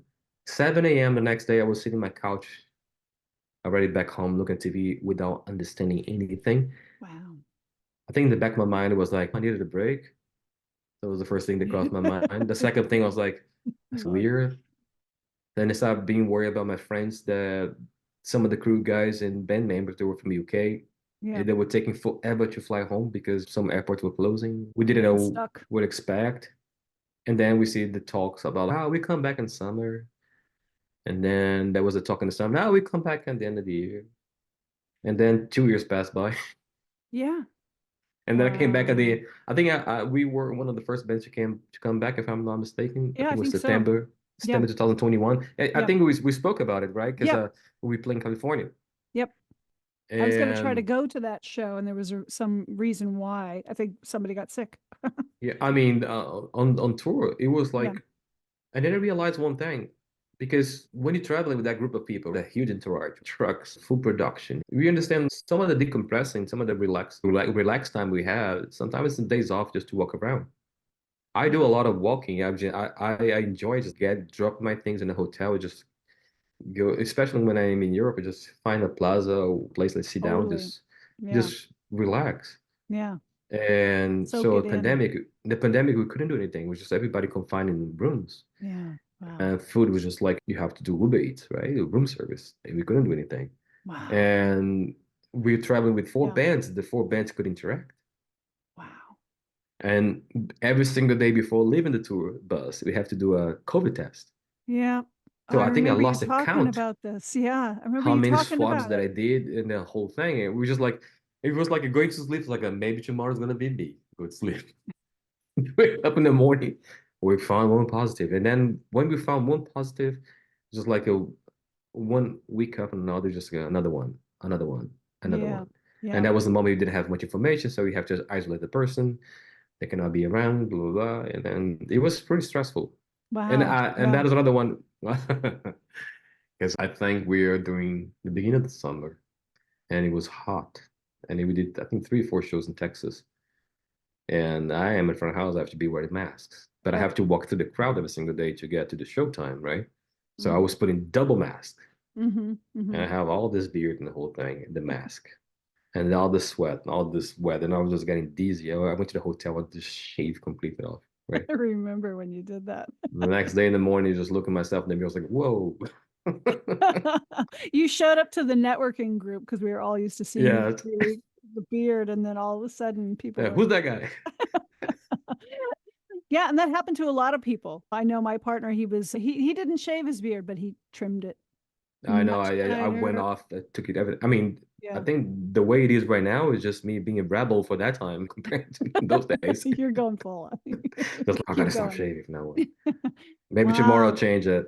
Yeah. Now that you're coming out of that, I mean, we have our ups and downs with COVID now, but you're pretty much, seems like you're pretty settled in working with Megadeth. And I'm curious where you are now today and going forward, having gone through all of this story, through your whole life story, through all of these different phases, and then going through COVID. Where are you now in working with a band as big and well known as Megadeth, who've been playing as long as they have, and where you've come as a front of house in your career?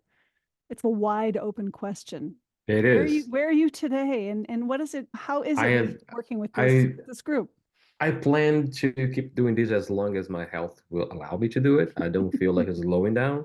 That's why I take care a lot of my health when I'm on tour, a little less, but when I'm home, I try to stick with like times to eat, time to sleep. I just like go to the gym 3-4 times a week. Full checkup every single end of the year to see how all the numbers are looking like. Preventive care, right? Pretty much in the day, just what I do. Yeah. I just want to keep doing what I do. Keep being enthusiastic. Don't let this fire disappear, because we have a lot of things that possibly would make us consider other options. Yeah. What What are some of those challenges that you go through doing this at this age too? Exactly, exactly. It's just like for how long? It's been like a half of my time, since I started. I've been doing this since my early 20s. So I'm turning 49 soon. So it's Next year is been 50. yeah, so it's been quite some time. But I don't see it like it's slowing down. I got a few projects for this year, studio project, which is a great thing. It seems Megadeth is not showing any signs of slowing down, and we're gonna be touring soon. They are already posting a few dates on our website. You're working with an artist who's older than you. He's still going. Oh, he is a force of nature. He has a lot of energy.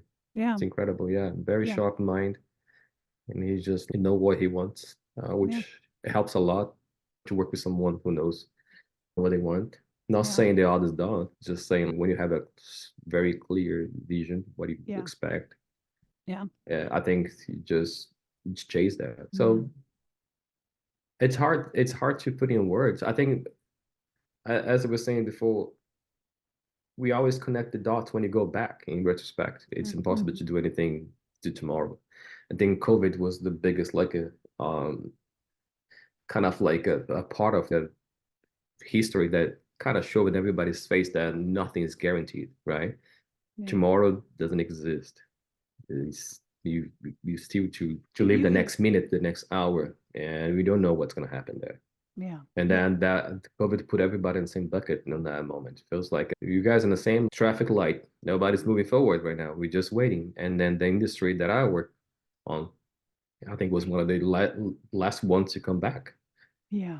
Yeah. Because there was no working from home situation. There was no like the office, like the home office situation. We have to be out there. We have to be with people to make this happening. Actually, during the pandemic, I ended up doing something that I didn't expect. I went through to mix like a church services, which was like a completely different thing for me. Oh yeah, yeah. We have a couple other people in the group who do some things like that as well. Yeah.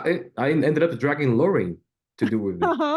Yeah. Like an amazing engineer, great person, who I had a chance to really connect during the pandemic, right? The pandemic actually, if there is any good side out of it, it is how we connected in the day, because I had a chance to get to know you and many other amazing people. So there's like this group of engineers here in South Florida that I always heard about them. Some of them I just saw in shows and events, but nowadays we just get together pretty much when everybody's in town.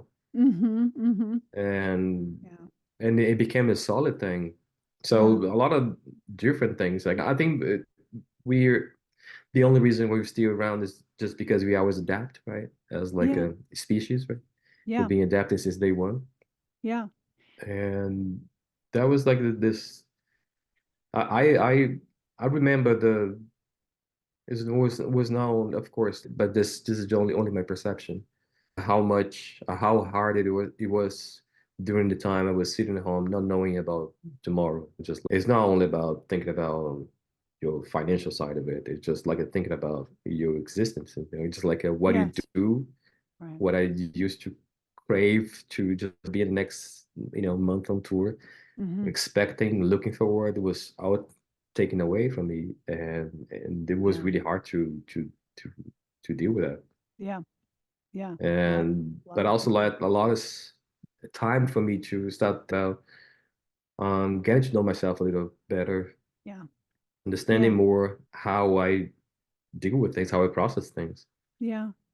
I think that also it takes us as even as a human race, it pushes us forward in that self-knowledge, because we all had to go in and work on that piece.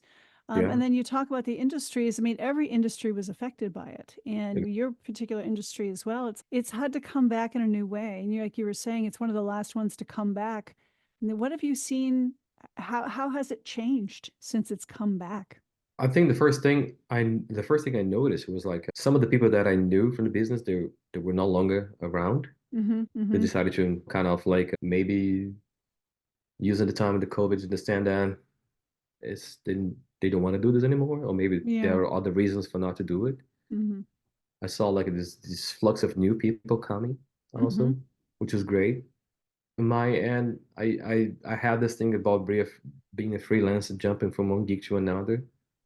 But when we stopped at the same time. When he came back, we all came back at the same time. Mm-hmm, So mm-hmm. I couldn't no longer be with two or three or four different acts. Yeah. So they have to find out engineers, they have to find out the replacements, and it was a Wow. bit stressful for everybody, I believe. Mm-hmm, mm-hmm. And Because there's no stair stepping anymore of the schedule. no, because that is sometimes it was a matter of that is cycles, right? Yeah. I mean, you see these artists get out of the studio, start touring, the next one went to studio, stop it for a Right. bit. So you just get the next one that is not touring or is touring at the moment. Yeah. For me, I do a little bit of the both sides because I can do studio as well. But anyways, I think that was like the juggling situation to try to accommodate to make things like the transitions to be not very stressful for everybody. Yeah. I always like a thought about um sort of like even if I cannot do a gig, I would try to suggest someone that can be competent to do it, not Mm-hmm. to leave people hanging. But it was a bit stressful. I saw this. What else? The increase of costs of touring is clear. Huge. Yeah. Yeah, I can. Everything but touring, I really have heard is very I similar to I I that. mean the increase of cost of general. Yeah, Yeah. it is. Travel, Yeah, live shows, any of that. it's for, yeah, Yeah. for daily expenses in the house, gas, everything Yeah. is completely the numbers are different, Yeah. and you see a little bit of this. Yeah. But at the same time, at the beginning, I had a chance to experience how people were actually missing concerts Mm-hmm. and seeing And the like a sold out connection. concerts. Yeah, Yeah, it's the just connection was really that was hard to not have that. Yeah. hmm I attended a few online. Oh God, what was that? It was it Discord started doing some like live shows on Discord or other online nice. things. There was a few of those, and you thought maybe that'll start to take off, or VR virtual shows and whatnot. But that didn't have. People are really gravitating back to the live events. Yeah, Maybe. then that is one thing that's I ended up mixing a song here in Miami. So the artist playing in the studio a live show, but Hmm. there's no exchange of energy with the audience because the Yeah. audience is just like a big screen, just emojis all over. So if you finish a song, there's We're that all weird turning into silence. emojis. Yeah, exactly. There's a little silence. Yeah. So there's not much exchange of energy. And you Yeah. see how the performance gets when you have the exchange. I mean, I always compare sound checks with the showtime. Hmm. Hmm. There's always an extra push during the show, which is normal because now you that's like you have the audience, right? Yeah. And it was different. Something for sure that we're gonna be reading books. So Yeah. I mean, we're in it right now. We're living in it still and then and coming out and reinventing the other side. And I think like just to wrap up, thinking about, you know, I mean, one of the things that you work on lots of different kinds of music, but we've been focused here on metal as well. And mhm. seeing how metal is still it's seeing a new it ebbs and flows in these weird little ways. Uh-huh. It's still there. It still has a big life. It's hard to know what's coming because we don't find music in the same way that we used to. And there's so much of it trying to like this is a whole different conversation about how It's we find our interesting. music. I was Yeah. thinking about So how we can find everything on Spotify, but we're not curated and things fed to us in the same way. that's so Um, interesting you mentioned this because I in the last past 4 years I ended up like going back to buying vinyls again. mhm, I mhm. think it was sort of like find a way to reconnect with the music, but in a Yeah. different way that I've been doing lately. I think the format that we've been introduced as we actually start learning about bands and develop our taste for music was like Yeah. you had an album, right? And sometimes you bought an album because of song, or I even bought because of cover sometimes, just because Yep. of the cover. And you Exactly. have like maybe 2 weeks, 3 weeks, a month to be listening to that same album because you don't have access to other. Yep. I mean, at least in my case, I didn't. So I have to be You got a living with the few of album for them and like you a have to listen to those ones. yeah. Yeah. So I have to be going back and just put the needle there, just like spinning and just waiting and just Yeah. turning the back. I think I told you the story. When I got my piece of mind, I spent maybe a month on the A side. I couldn't turn it. And Yeah. then and then the question was like, why? I was like, it was too good. I couldn't turn. I have to go back.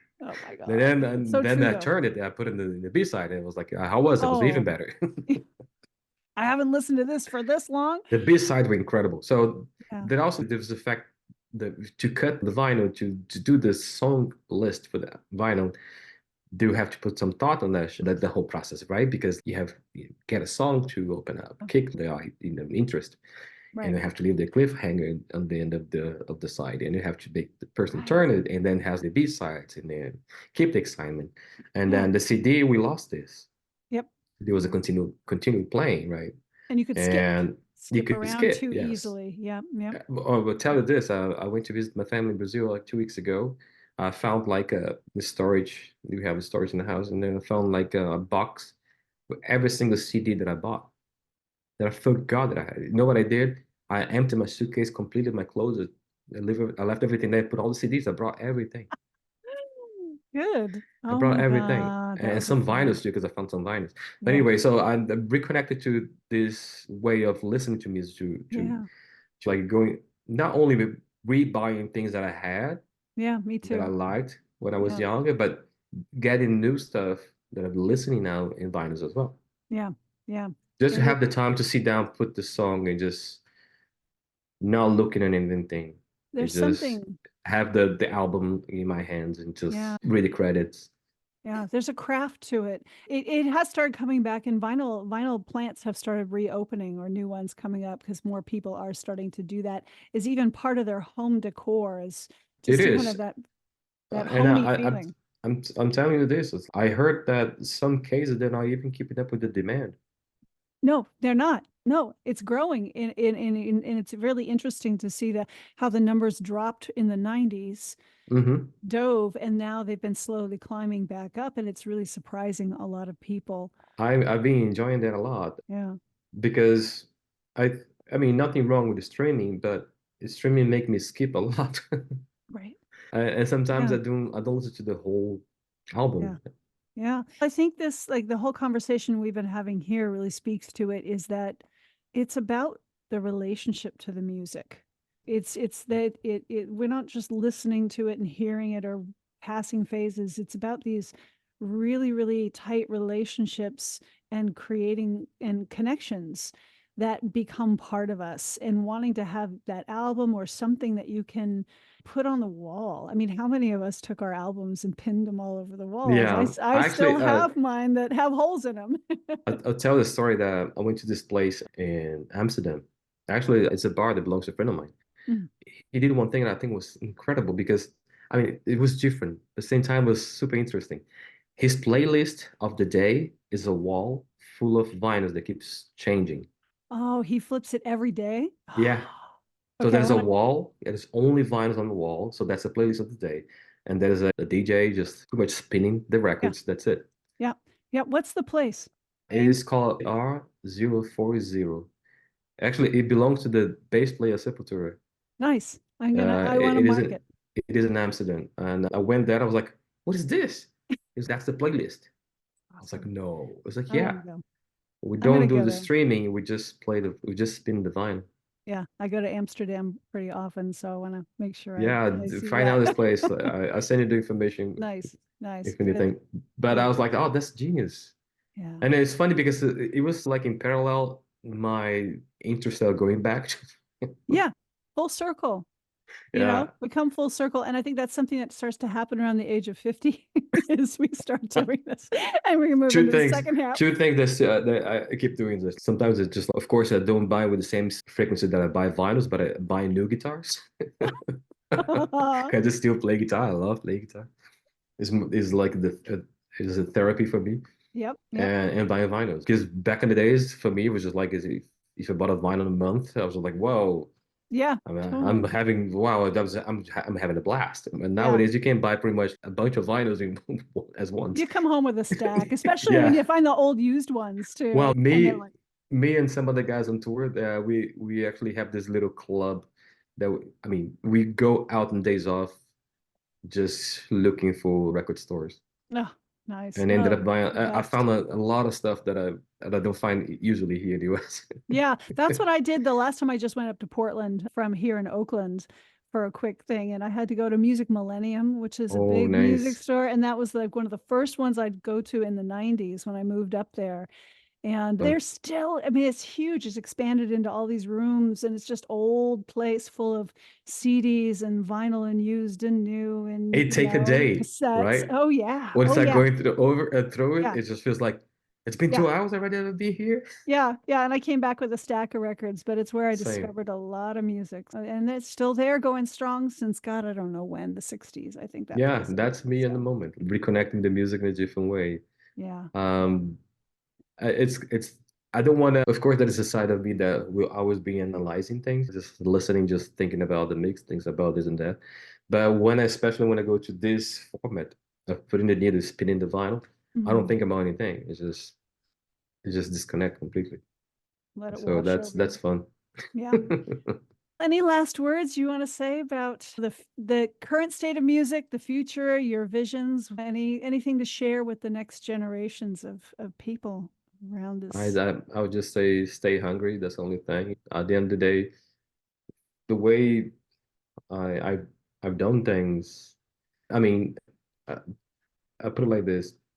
Sometimes because of social media, I got direct messages asking me, how did you start? And how we get to travel with bands like the bands you work for. And then there's not one recipe because every single story will be different. At the end of the day, just for me, if I have to think about how everything happened, I think it was like it was described in the beginning. You gotta stay hungry, hungry about this. You have to keep like chasing, just like break things in small goals. That will give you the satisfaction, the amount of motivation you need to go to the next one. Maybe just like very like a small but consistent milestones, which can be anything. It can be learning a language. It can be learning a new skill. It can be like maybe organizing the mess that you left in your room one day before. But if whatever you do, just put it into work. Because when you put to work, your mind is busy. And when your mind is busy, time is passing, you're not noticing. Yeah. And then when you notice, you're moving. I had a lot of limitations from where I started and when I started. But I have to commit to the idea that even if I move one step, it's like a little turtle, right? Just put a little turtle in the corner. If you don't think about it, little turtle is going to cross the highway an hour later. Why? Because it's consistent. Yeah.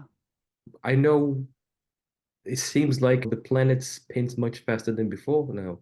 Yeah. We don't have time for everything, or we expect results like the same way that everything's spinning. And we as humans, we're a little slow compared to the way things are going. As I don't know about the rest, but I am.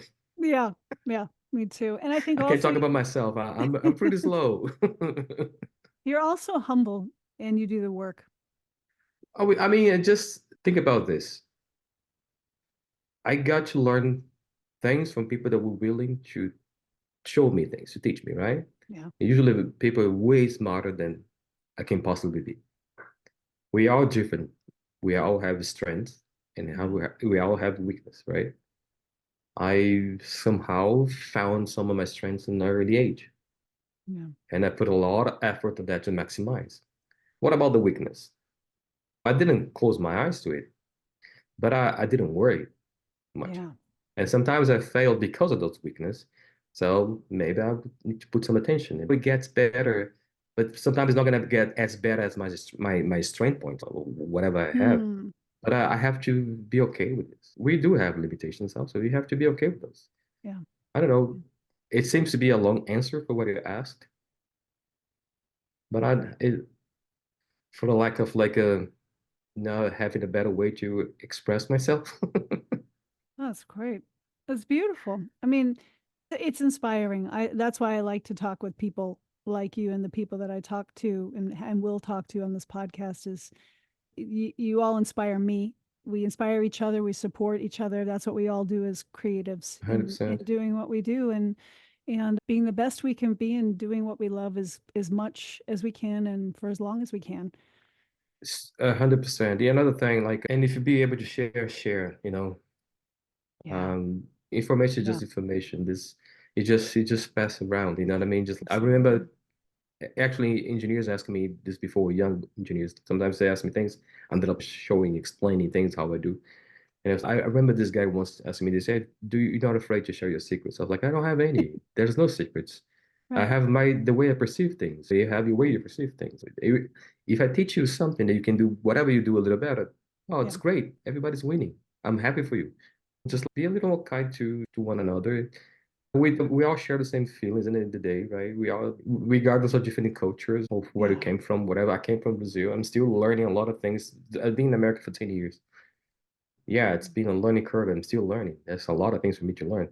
Yeah. And but what I noticed for all of this traveling, touring and everything, we all trying to get the same destination, which like have decent things, be able to do what you love, be able to be with people you love, be able to provide. Yeah. That's it. That's beautiful. Thank you. Thank you. Thank you for sharing everything. And I had so much fun talking with you today. Yeah, me too. I'm glad. Yeah. I'm glad you enjoyed. Like I said, like for me, it's just sometimes a blur when I start talking.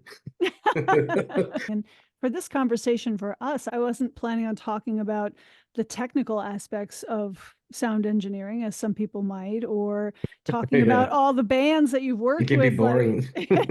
I try to not focus heavily on that piece because I'm trying to focus on the creative process of being Yeah, real people. how things happening Yeah. and what was the process? Wow. And how you're feeling in doing it, because you're your own type of artist.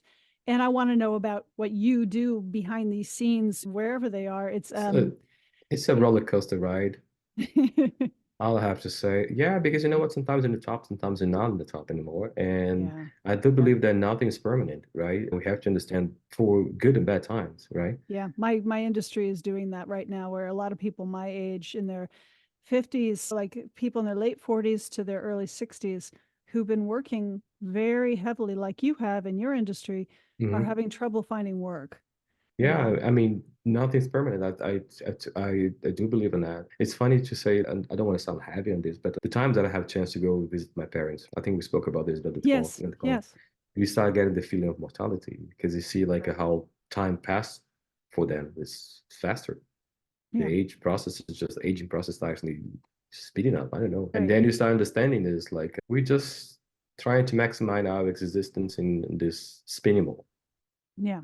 Yeah. So let's try to focus on the things that matter. Yeah.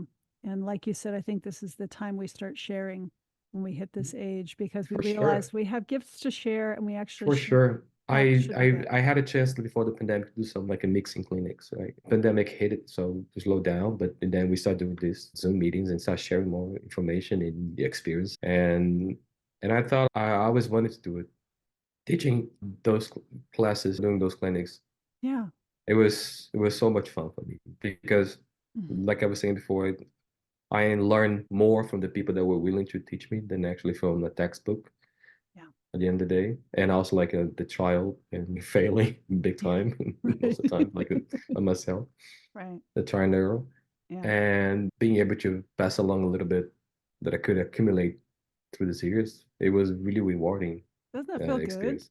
It Yeah. does. It That's does so, because you can actually, like I said, if you can improve 1 point, yeah. That's whatever, who's listening, who's amazing. trying to do it, what you're Yeah. doing, or maybe expand that to something better.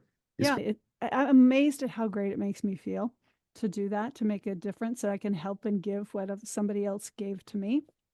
It feels a really good. hundred, 100%. I think the end of the day, when we actually check out, when we're not here anymore, that's Yeah. how we're gonna leave. We're gonna leave like the connection that we made. We're gonna Yeah. just whatever we can actually improve it just a tiny bit in each other's life. That's it. You have been listening to UnStruktured, the podcast from Structure Society.